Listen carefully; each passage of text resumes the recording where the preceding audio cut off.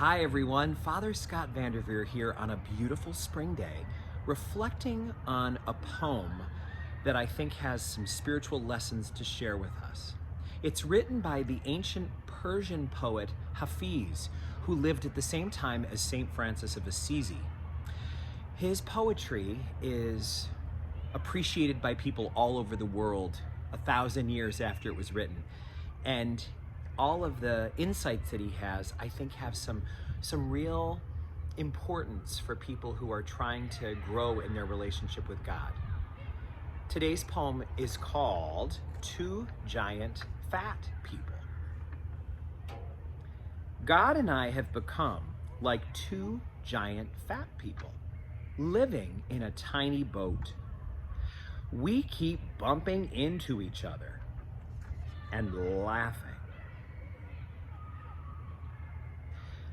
Hafiz was a Persian who was part of the Muslim religion. So I don't know if you, like me, when you thought of me and God living in a tiny boat, and when you heard that the way we were supposed to imagine ourselves were as like giant fat people, I wonder if you thought of the Buddha.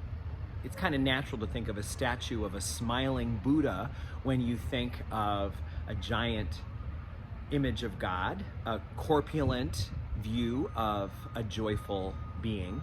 But of course, Hafiz wasn't speaking about the Buddha necessarily. He's not Buddhist. And Muslims are very, very strongly monotheistic. Like Christians, they believe that the God of Abraham is the one God of all. And so Muslims are very devoted to following that way of seeing God, that understanding of God as the ground of all being, the one and only. So Hafiz is saying, God and I are so closely related, we can't get away from each other. And it's as if we're so bloated, so corpulent, that we can barely even avoid bumping into each other the whole time, no matter where we go. I think that phrase is really interesting. I can't stop bumping into God. I feel like I am living in a world that is so small, and I keep bumping into God. Mother Teresa once said, everybody you meet is actually Jesus in disguise. Everybody's in a costume party, and actually the core of them is divine. We believe that. We're made in God's image and likeness. We don't always act like it, but we can never remove that marking, that identity from us. So how interesting that we often say, this is a small world. How often do you hear that? What a small world it is. And this poem is introducing us to the thought of, yeah, it is a small world. It's really no bigger than a tiny boat. And everyone you meet is actually God in disguise. You and God are like two giant fat people living together in this small world. You just keep bumping into each other. Then comes the last part of the poem. You keep bumping into each other and laughing. What an interesting way for us to look at this. We keep bumping into each other and laughing because life is funny and spiritual growth is enjoyable. How interesting that is for us to recognize when we are growing through laughter.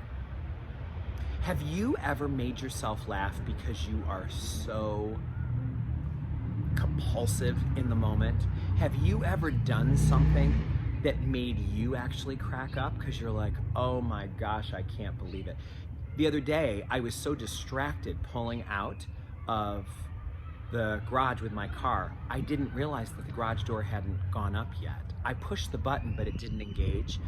I almost smashed into that garage door just by not paying attention. And when I was done realizing, oh my gosh, I just almost hit the garage door. My backup camera showed that I was just a little bit away from it.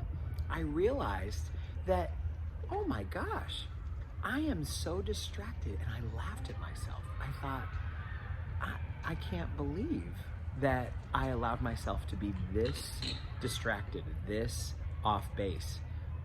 And I really, really love moments like that. Don't you feel like it's relaxing to laugh? They say it's one of the best stress burners there possibly could be. Laughter makes us feel so much better. I know that it feels important to me that in every homily that I preach, there's at least one thing that makes people laugh. And I try for it not to be like a joke. I'm not looking for a fun punchline or a dog story. I'm looking for something that is so true, you laugh like, oh, I've done that. Oh, man, guilty. That's the kind of laughter that feels good. God and I are like two giant fat people living together in a tiny boat in this small world. We just keep bumping into each other and laughing. God, there I go again. God, oh my gosh, you caught me. Guilty, God. It's a wonderful thing to realize that is what prayer and meditation is meant to do for us. It's meant to remind us that there's always someone to thank. There's always someone who sees what we do that we can get honest with by admitting our flaws and weaknesses. There's always someone to be with, even when you think you're alone. You're not alone in your tiny boat. And there's always someone to ask for help. That's why one of my favorite ways to pray is TAPA. Thank, admit, pause, and ask. But no matter what way you pray, it's good for us to recognize that what's happening in prayer is we are becoming aware of the number of times that we're bumping into God in the tiny boat called life. God and I have become like two giant fat people living together in a tiny boat. We keep bumping into each other and laughing. May you see God in all the moments of your life. And may you find that even in the moments when you're not your best self and you catch yourself being unlovely or unimpressive, you can laugh and say, God, I know you saw that the whole time. Only you can help me do better. Please assist me, God, in becoming the person you know I can be. May you bump into God all day, every day. And may that God bless you